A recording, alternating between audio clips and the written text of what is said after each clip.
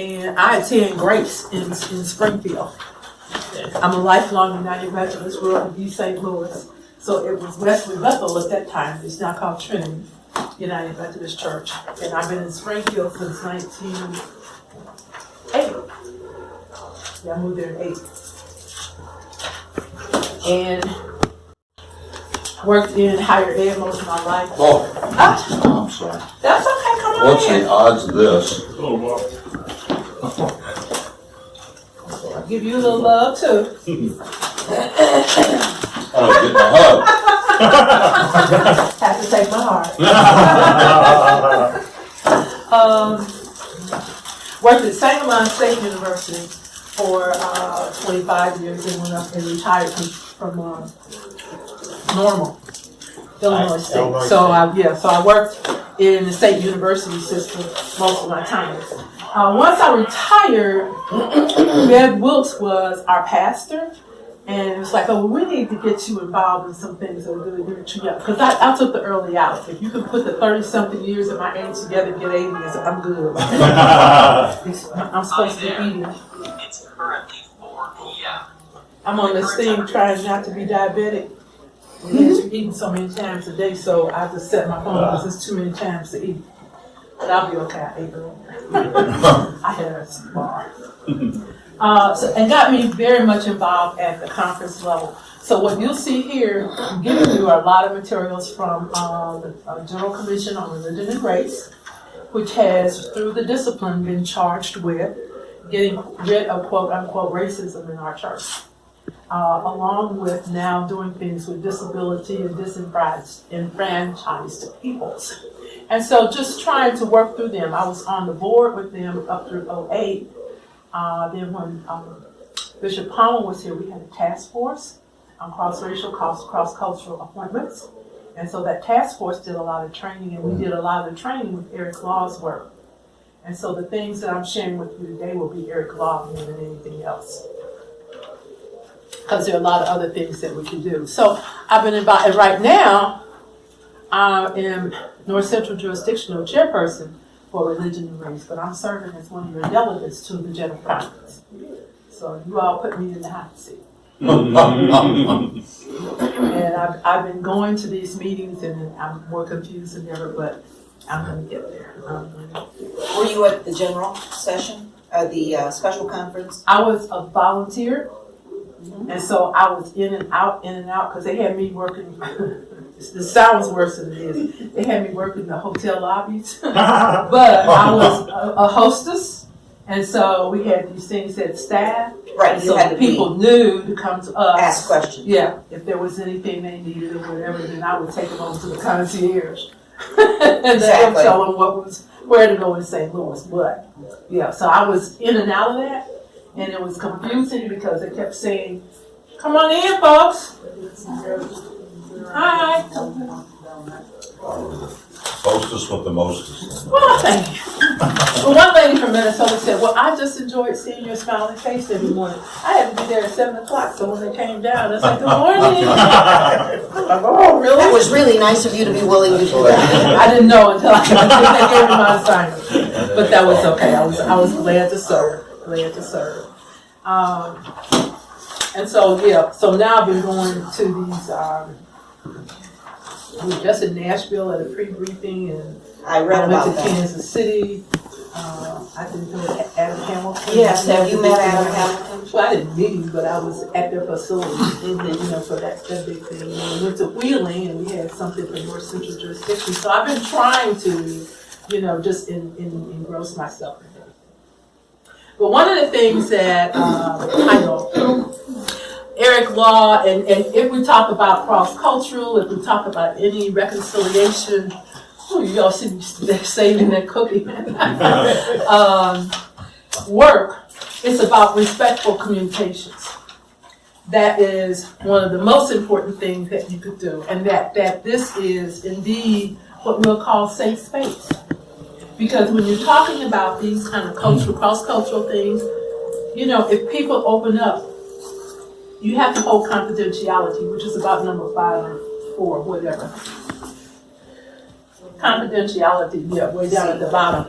Because if you go back, I don't expect you to turn around and say, well, you know, we was in that meeting and he said, that's not what this is for. It's for us to really explore ourselves. And when we talk about cross-cultural competencies or cross-cultural reconciliation, it starts with each one of us. And so today, we haven't had any training for a while, and no one can give us more than a day, 6 hours. And now I'm down to 40 minutes. So I'm going to introduce the concept. We're going to introduce the concept today. And I'm sure all of you have, somebody already told me they're out of their comfort zone. So it's like, okay, this is something that you can talk about. But, you know, just as a welcome, you know, to say hello, hi y'all. All of those kinds of things. But we have to have at least an ear and an openness for people to, you know, come to us in the first place, be open to that kind of thing. But let's just go around. Will you read the first one on RESPECT? I do want us to. R says, accept responsibility for what you say and feel without blaming others. How do we do that? Very carefully. And through I statements. Right, I something, not other folks. I. right, correct. Me, mine. Just through I statements of accepting that. Do the next one for me. E, listen with an empathetic heart. Mm-hmm. Listening ears. To put yourself in the other person. Don't just stay where you are. Listen for the essence of what they're talking And about. empathy comes more naturally some people than others. Absolutely. Absolutely. How about that? S is be sensitive to differences in communication styles. You see, I'm already talking with my hands. And he wanted to mic me up, and I don't have a pocket. Normally, when I'm talking in front of people, I have pockets, so I don't direct the whole orchestra. But I didn't do that today. So, you know, young folks, they speak so fast. Yes. They speak so fast. Sometimes I have to say, you just got to slow down for me. Yeah. Because I can't get it all. And then when we go to people with accents, that's even more. We really have to put our listening ears on. How about you, sir? Okay, P is ponder on what you hear and feel before you speak. So think before you open your mouth. What is that? Why I have 2 ears in one mouth? So one in for me. E, examine your own assumptions and perceptions. Very difficult. Yeah. Lifetime of building up on something and you have to listen and maybe new perceptions. That's the C is keep confidentiality. The one I talked about before. Don't be part of that gossip train. Please. And T is for trust that we are coming with good intentions. And I think all of us here, you know, being a part of our United Methodist Church with our open hearts and hopefully some open minds, you know, let's be respectful of one another and try to respect each other as we talk. And I just think that's important to know that this is safe space. What we say here, we say here. And it's not like Las Vegas. But we're at the Crossroads. But it stays here and it stays here. This one. And not that we're going to have time to get that heavy. Don't get scared.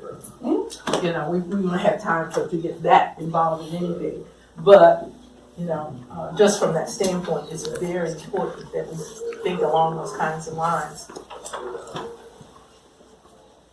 You still can't hear, I'm sorry. Okay. I'm going to skip about 5 of my slides. And it tells us, do I have any biblical scholars in here? Those Matthew 28 here.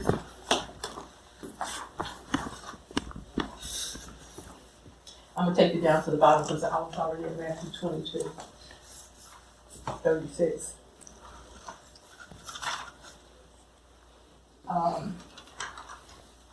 The teacher, which is the greatest commandment in the law?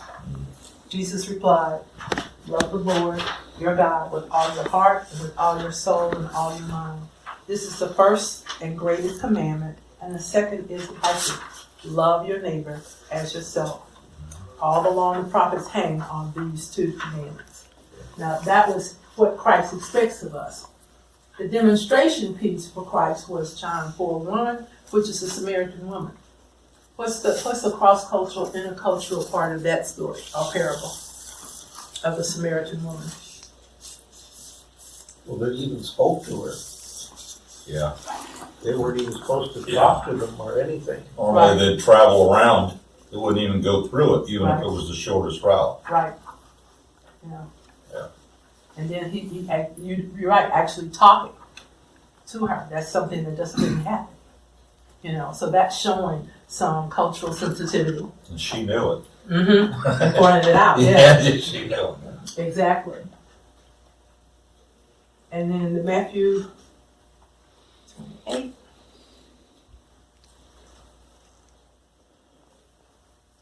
I want to say it exactly because I will paraphrase the wrong thing.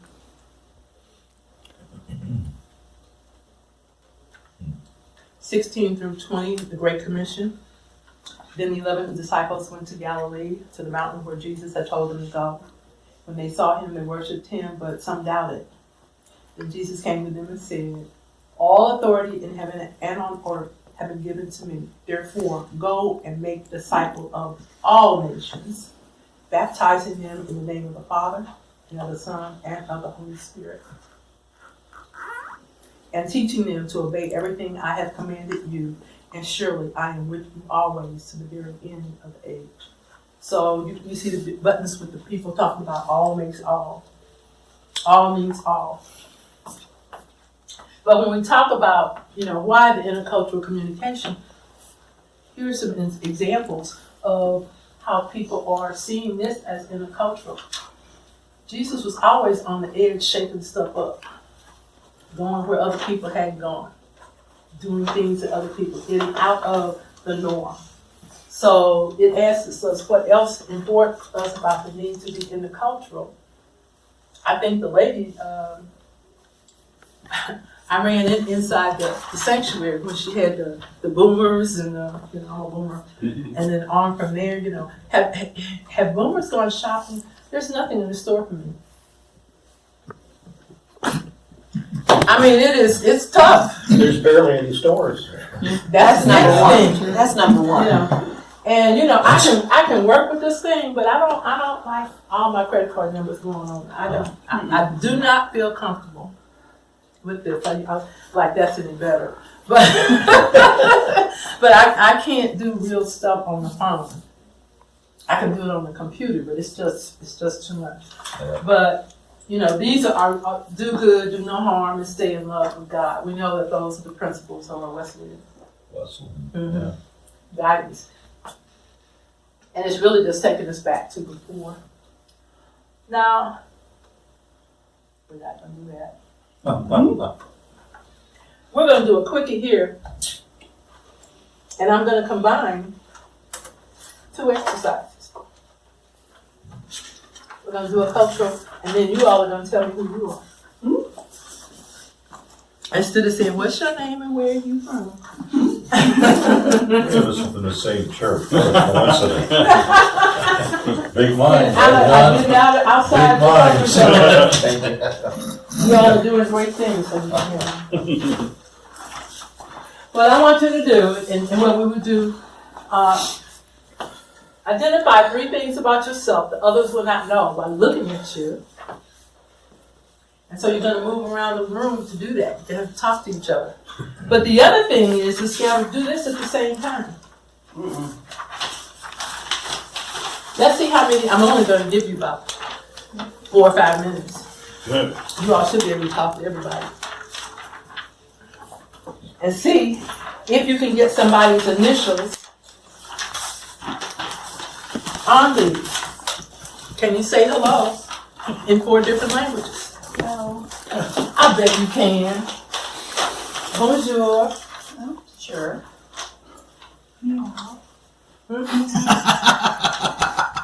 Hola. Aloha. That's kind of. It is. That's a their language. It's not a kind of language. That's their language. That's Hawaiian. Lost this. Okay, people. We only have 4 minutes. Let's see you all talk to one another. The list. And like, know someone who has HIV or has died of AIDS? Who has visited another continent? No, get as many as you can. But it's been a long It's long only time. 7 of us in here. Come on, guys. Talk to one another. Let's see what you can get done. Oh, yes, yeah. Visit the continent, you need to do that to stretch those legs anyway. Plays a musical instrument or sings in the choir. So we can just go to these personally. I was gonna say, which one's the She sings in the choir, plays an I've been instrument. there before. I have been to India, so you put me down. You say, Oh, what's yours? John. I'm John also. Oh, Jen. So do I. Oh, Jen. That might fit on this list. Okay. Let's see, the number 9, had both hips replaced. Here we go. Are we saying with a 2-person rule? Wait, You suck it off. You're Zimbabwe. Okay, folks, that's our time. That's our Never time. do. Well, we didn't do too bad. Are we graduating? No, it's okay. Are we graduating now? Yes, you did. Okay, okay. And so I shared with John, one that's at the bottom, one thing that you can't tell about me, and we just did it with the initial one, was something you can't tell by looking at me is I'm an only child. Of course you can't tell. No, of course not. But those are just things that you don't know No. about other people by just looking at them. No. And can I share what you asked me? Okay. And so he said, would you by any chance be of mixed race? And I said, probably in our terms of today, not really. But yeah, because I know I come out of slavery, yeah. Yeah. And so we're all mixed some kind of way. And I asked him, he said German background. It's like, what is your heritage? And so we all bring that to the table, but you can't necessarily look at people and tell that or start with assumptions about those kinds of things. Did anyone know anyone who has or you all have to help me because you can tell I have a prosthesis in here and this talking is not as good as it should be. My tongue keeps getting in the way. Who has HIV or has died of AIDS? I do have a cousin. BJ's been, I think it will be that first wave. But it was a drug. Back in the 80s. Oh, I do know. So. Yeah. Well, not real, but yes. But he In the contacted 80s. it to do with drugs and intravenous stuff. Mm-hmm. I knew 2 actually. Mm-hmm. Yeah, and they were both, one from the 80s, one from the 90s. Okay. One that died in the 80s. Okay. But I did, even though I retired early, then you had to figure out what to do with yourself. And so I went to work with public health with a young man that I had met at the university. And I worked in the HIV/AIDS Wow. section. And it's the Ryan White. You all remember Ryan Yeah. White? Oh, absolutely. Yeah. And so I was on the Ryan White. He got the grant every year, and our thing was talking with people over the phone because they have to be tested every 6 months, and that CD4 has to be a certain, that the virus is down, and they have to come in, so we have to talk with them, make sure the insurance is going through again and again, and every 6 months people have to be tested, so it's a constant kind of checking to make sure that is, and that's what the Ryan White Act is all about. And he was a 10, 11-year-old, was it even a teenager? He was very young, he was a kid. It was a hemophiliac, right? Yeah, in Indiana. Mm-hmm. And that's how that got through that way. Has anybody seen the Spike Lee movie? Does Not that I anybody know know what of. Spike Lee? Heard of You him? know, Do the Right Thing, Yeah. all those Yeah. blaxploitation movies. Yeah. Not as bad as I can't even think of the name of it. Who's had a pen pal?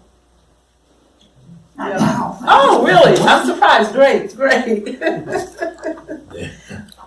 And what John said, he said, were you offended when I asked you about mixed race? And I said, no, I'm not. But I try to do this work.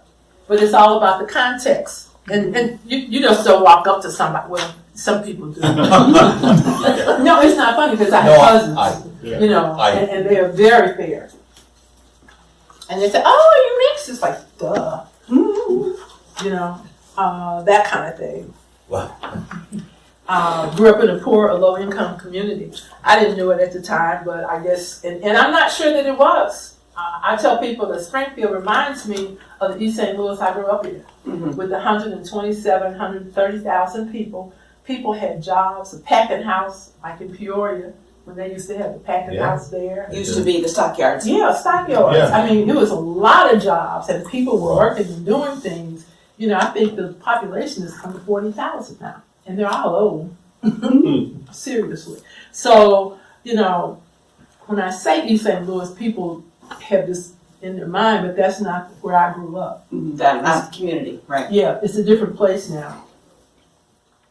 Does anybody have a family member suffering from mental health or mental health condition? I got two male cousins, and they both are schizophrenic. Serious business. And you know, if they're on the meds, they're okay. They're good people. But if they're not on the meds, it's like, whoo, Lord have mercy. And that whole bipolar thing can get you sometimes too. So when we kind of talking about these in terms of cultural kinds of things,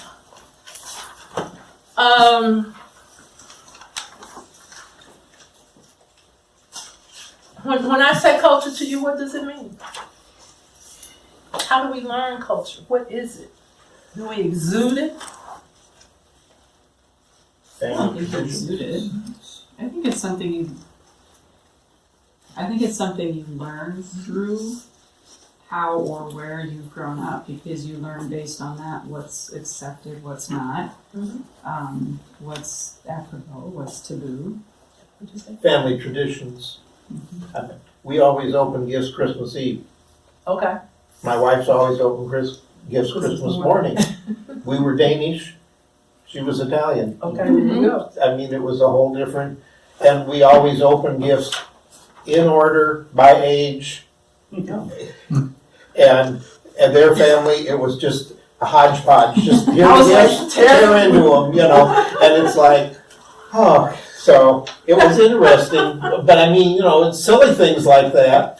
But then my mother got remarried after my father died to another Danish person, and they always opened gifts Christmas Eve. Okay. And so here we had two families that weren't the same, that were trying to open gifts at the same. So we really had to work through all that to make it work. And that's like, we were doing a long exercise, but we do it, we have what we call a table exercise, and we say, draw out your table where you had dinner.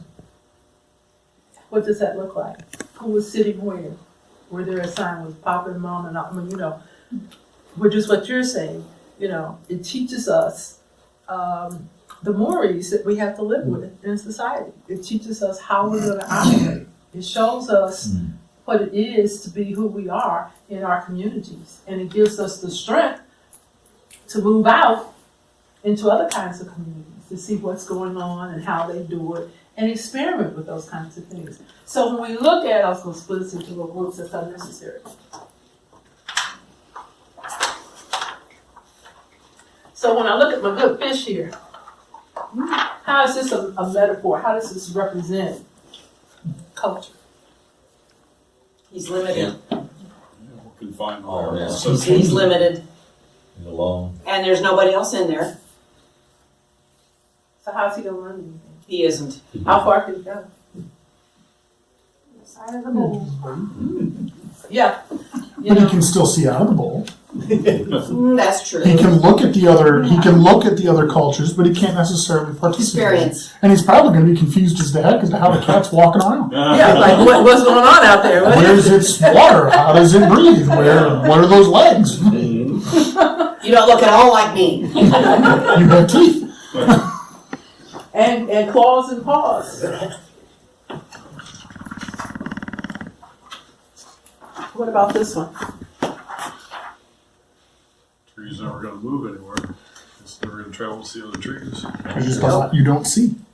His Shows how the deep roots the roots are go. giving him what he needs to live in the sunshine.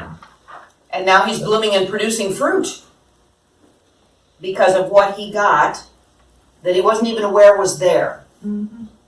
Biblically, he he's close to water, he could be Drawing. that, yeah. Drawing even more what they need, so. So are we let's the hope apples? Are we the apples on this tree? You think? We're Depends supposed to on your be perspective. producing good. What other fruit. perspective would there be? What would the apples be if they're not us?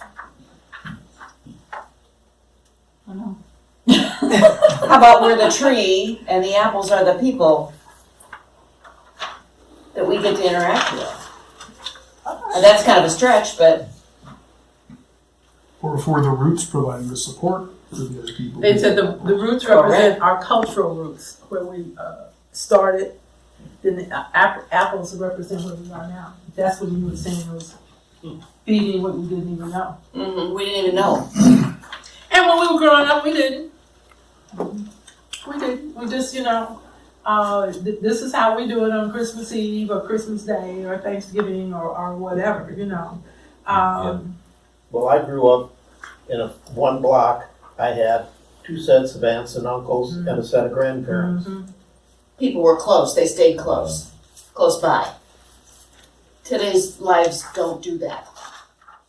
Not Stuff hands-on. They don't want to talk about it. They don't want to plan for it. Give them something to send them down on the corner and talk to poor people and they want to do for others. They have a sense of justice in their heart. And if you can give them those kinds of experiences, you can get them excited about it. I'm also United Methodist Women, and I keep telling them, get with the, people down the road and look at your 2 communities and what can you do together to make a united front about one of the issues in your communities. Reaching out. That's the only way you can get to young people, because that's what they're interested in doing. So when we talk about culture or intercultural, when you say you think about what you say, we all come from our own perspectives with our little lens or our little glasses that we may have on. But when you put whether they are bifocals, or whether they're just like readers, or whatever. Trifocals. Yeah. Or, you got them in your eyes. LASIKs, you have to think about it's only from your perspective. What is the other person's perspective? How can I go and talk with that person and not get in trouble? Because you will probably be more hurt than they are. So it's all about our context. And that's just where we are, period, at this point in time. She was pointing out, I listened just a little bit about the globalization and what that means.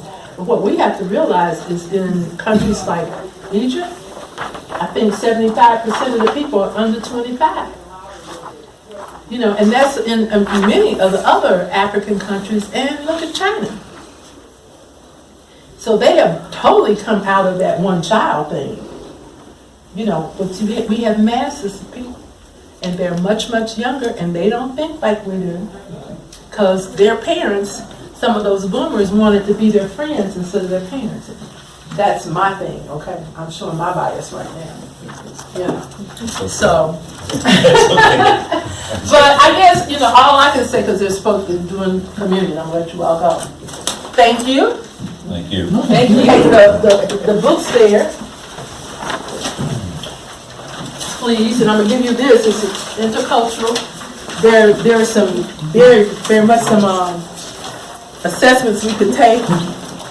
But this just gives you an idea, because we're all a lot more not culturally sensitive as we could be. I would tell you all to go out and look on Commission on Religion and Race.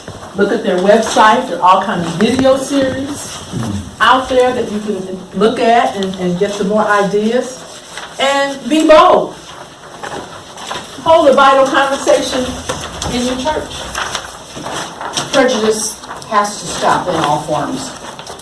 And very often it's difficult to the boomers, and I'm one of them, to give up their old prejudices and to embrace the future. And so we have to stop and remind ourselves, I'm speaking of me as myself, and say, we had all these children who are 40-somethings, and they have children who are 20-somethings, our grandchildren. it's time for them to lead the way. And we need to put the duct tape over our mouth and stop telling them how to live life. They don't listen to us anyway. Well, that might be the truth. But we seem to think we still pull the strings. Well, we try. And we have to give that up because prejudice in all forms has to stop. But it's And the new it's generation that isn't prejudiced, they aren't. Not the same ways, by any means. But it's all learned behavior. And so we have to personally take steps and get outside our comfort zones like John did. So he came in, I'm outside my comfort zone. We have to take steps outside our comfort zones to do that, you know. And so has anybody seen the movie Harriet? Yes, it was fabulous. That's a step toward that. You know, that's not something that you would normally go see. I There's would some have. books out there, you know, who's read a book by Black author lately? You know, there are different things that you can do, or a Latina, you know, or other folks. So it's like, what can you do personally? But the most important thing is know what your triggers are to start with. You know, it's nothing worse than running up in something and, you know, you don't know what your triggers are and where you stand personally on some things, and then you get into a conversation, and that's when you get in trouble. You know. So we could talk about this all day. Thank you so much for coming. I appreciate each and every one of you.